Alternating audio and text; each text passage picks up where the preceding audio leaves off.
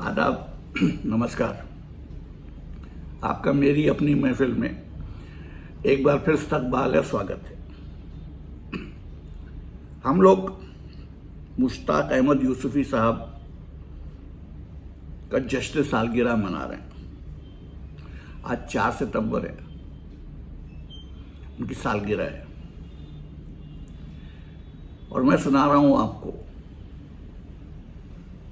उनका दिबाचा जो उन्होंने अपनी किताब खाकम बदहन के लिए लिखा। दिबाचे का उन्वान है दस्ते जुलेखा। सुनिए, दस्ते जुलेखा। बाबा अंग्रेजी डॉक्टर सैमुअल जॉनसन का ये कौल दिल की स्याही से लिखने के लायक है कि जो शख्स रुपए के लालच के अलावा किसी और जज्बे के तहत किताब लिखता है, उससे बड़ा अहमक रुए ज़मीन पर कोई नहीं। हमें भी इस कुल्लिये से हर्फ बहर्फ इत्तेफाक है, बशर्त ये कि किताब से मुराद वही है जो हम समझते हैं, यानी चेकबुक या रोकड़ बही। दिबाचे में ये वजाहत बेहद ज़रूरी है कि ये किताब किसी माली या इल्हामी दबाव से निढाल होकर लिखी गई। चुनांचे जो अहले कलम ज़हीन हैं वो मुश्क की तरह खुद बोलते हैं, जो ज़रा ज़्यादा ज़हीन हैं वो अपने कंधे पर दूसरों से बंदूक चलवाते हैं, यानी तारीख़ वफ़ात, आले कत्ल और मौके वारदात का इंतखाब साहिब मामला खुद करता है।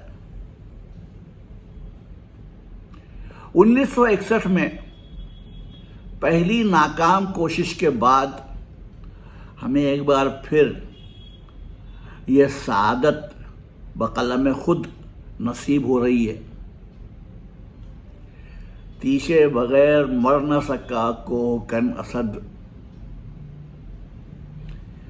ये किताब चिराग तले के पूरे 8 साल बाद शाये हो रही है। जिन कदरदानों को हमारी पहली किताब में ताजगी, जिंदा दिली और जमा साली का अक्स नजर आया, मुमकिन है उनको दूसरी में कहूलत के आसार दिखलाई दें। इसकी वजह हमें तो यही मालूम होती है कि इनकी उम्र में 8 साल का इजाफा हो चुका है। इंसान को हैवान ज़रीफ कहा गया है, लेकिन यह हैवानों के साथ बड़ी ज्यादती है, इसलिए कि देखा जाए तो इंसान सिर्फ वाहिद हैवान है जो मुसीबत पड़ने से पहले ही मायूस हो जाता है। इंसान वाहिद जानदार है जिसे खालिक आलम ने अपने हाल पर रोने के लिए गुदूद गिरिया बख्शें। कसरत इस्तेमाल से ये बढ़ जाए तो हिस्सास तंजनिगार दुनिया से यूं खफा हो जाते हैं जैसे अगले वक्तों में आका नमक हराम लौडियों से रूठ जाया करते थे।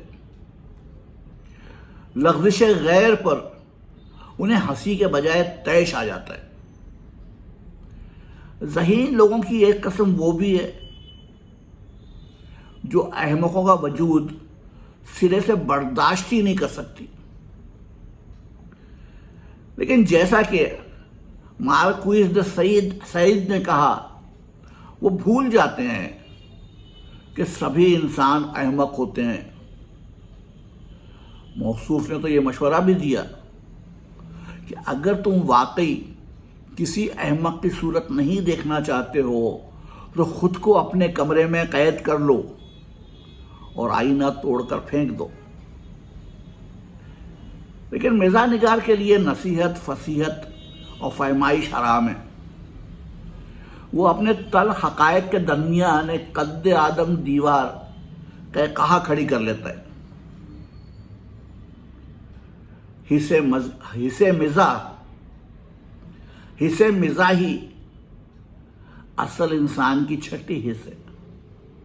یہ ہو تو انسان ہر مقام سے آسانی سے گزر جاتا ہے۔ ویسے بھی مزاح، مذہب اور الکوہل ہر چیز میں بآسانی حل ہو جاتے ہیں، بالخصوص اردو ادب میں۔ لیکن مزاح کے اپنے تقاضے، اپنے ادب آداب ہیں۔ شرط اول یہ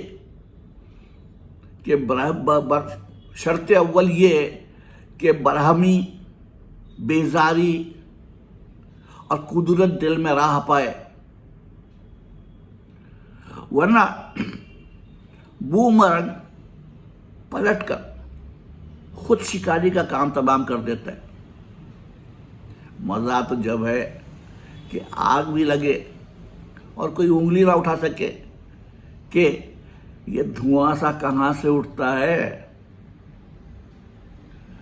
مزاح نگار اس وقت تک تبسم زیر لب کا سزاوار نہیں جب تک اس نے دنیا اور اہل دنیا سے رچ کے پیار نہ کیا ہو، ان سے، ان کی بے مہری و کنگاہی سے، ان کی سرخوشی و ہوشیاری سے، ان کی تردامنی اور تقدس سے۔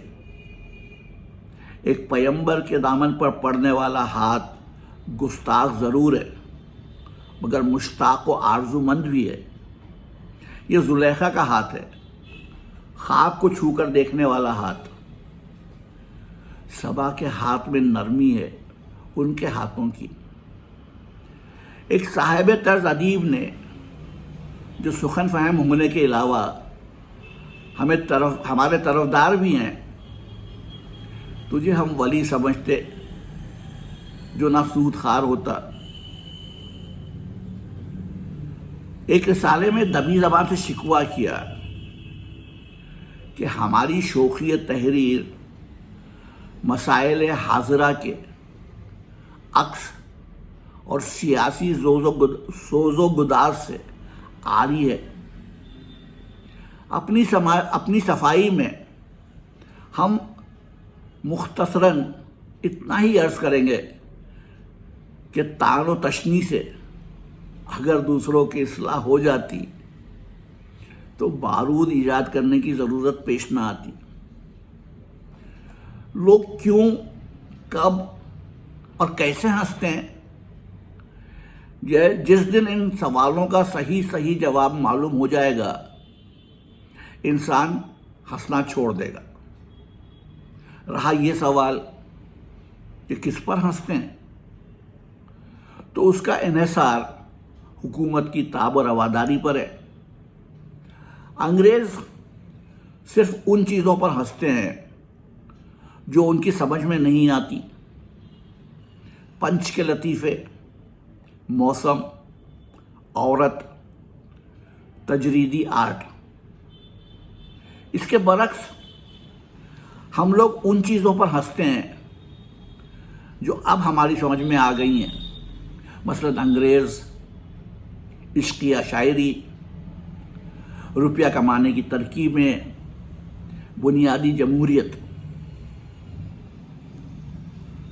فقیر کی گالی، عورت کے تھپڑ اور مسخرے کی بات سے آزردہ نہیں ہونا چاہیے۔ یہ قول فیصل ہمارا نہیں، مولانا عبید زاکانی کا ہے۔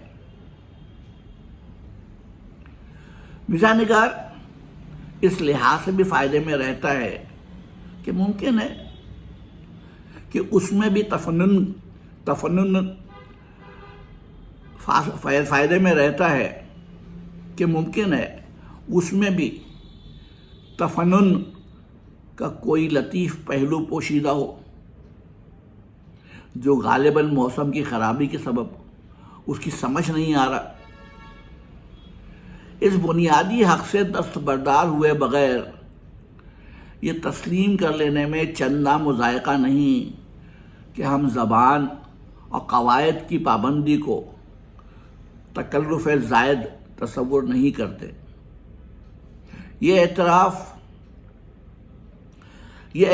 عجز اس لیے اور بھی ضروری ہے کہ آج کل بعض اہل قلم بڑی کوشش اور کاوش سے غلط زبان لکھ رہے ہیں. معاف کیجیے گا.